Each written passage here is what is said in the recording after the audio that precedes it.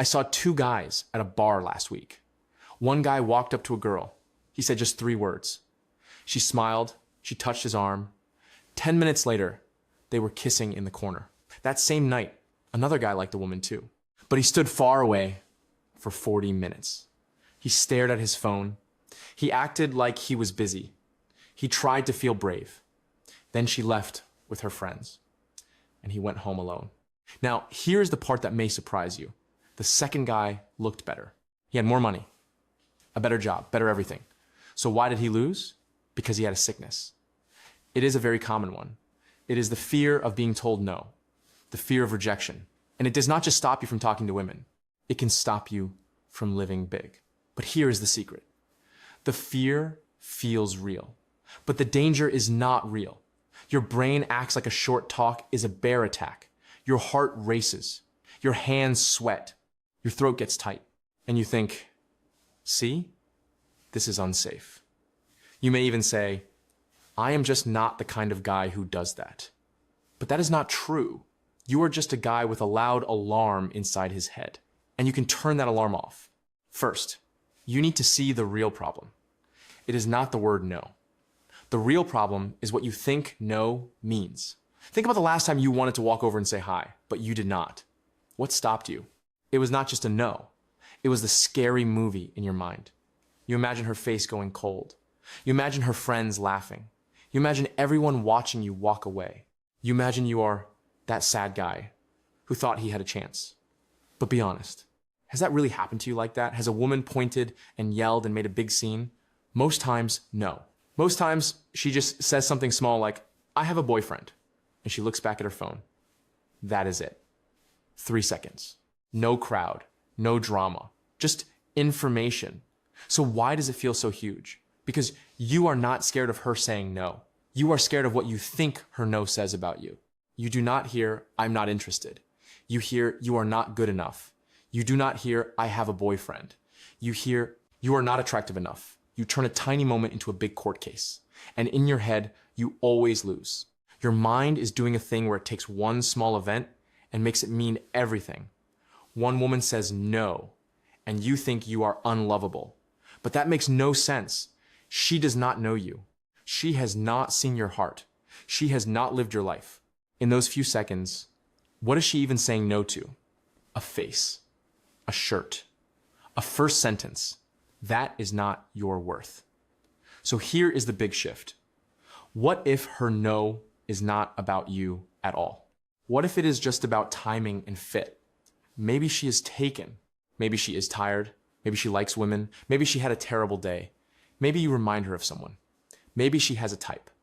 There are 1,000 reasons, but you crush them all into one mean story. I am not enough. That story is the trap. And before we go on, do this for me. Like the video, subscribe to the channel, and tell me in the comments one thing you are most afraid will happen if you walk up and say hi. What is the scary picture in your head? Now, I will tell you about a time I got rejected that hurt a lot. It was a house party. I saw a girl on a couch. She was laughing with her friends. I had been trying to improve myself. I worked out. I read. I told myself, tonight I'd do it. I walked over. My heart was pounding. My hands felt shaky. I said something simple about the music. She looked up. She gave a small, polite smile, not a real one. She said, I'm good. Thanks. Then she turned back to her friends. One of her friends rolled her eyes. I stood there for what felt like forever, but it was only a few seconds. Then I walked away. After that, I left the party. I drove home. I sat in my car and replayed it again and again. Her face, the eye roll, her tone. I made it mean, you are pathetic. I could not sleep. I could not eat right the next day. For weeks, anytime I saw a pretty woman, that moment jumped back into my mind. I felt heavy shame, but later I saw the truth. She said a few words and kept enjoying her night. I was the one who kept it alive. I was the one who made the story. I did that to me. So I asked a new question. What if I am wrong about what rejection means?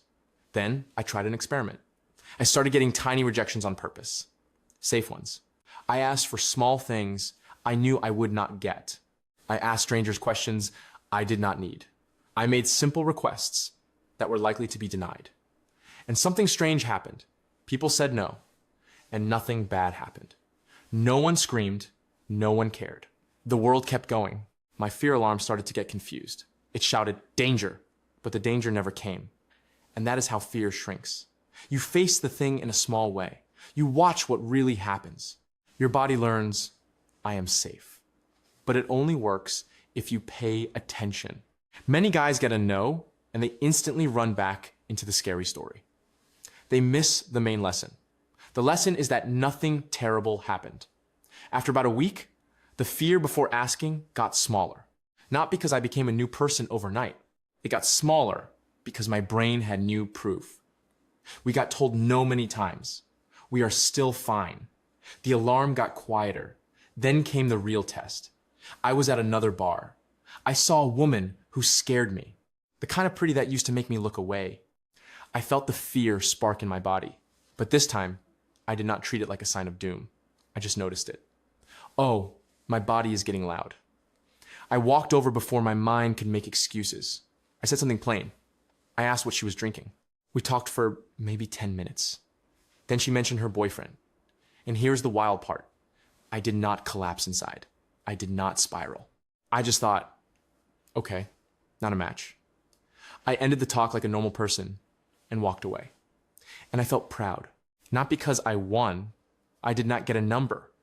I felt proud because I did the thing I used to believe I could not do. I talked to someone who scared me. I heard a no, and my worth stayed the same. Most guys think the goal is to make her say yes, but that is backwards. The goal is to be the kind of man who can handle yes or no without breaking inside. Because when you stop needing the yes, you change. People can feel neediness. They can feel when your whole mood depends on them. That pushes them away. But when you walk up with calm curiosity, it feels better. You are not begging for approval.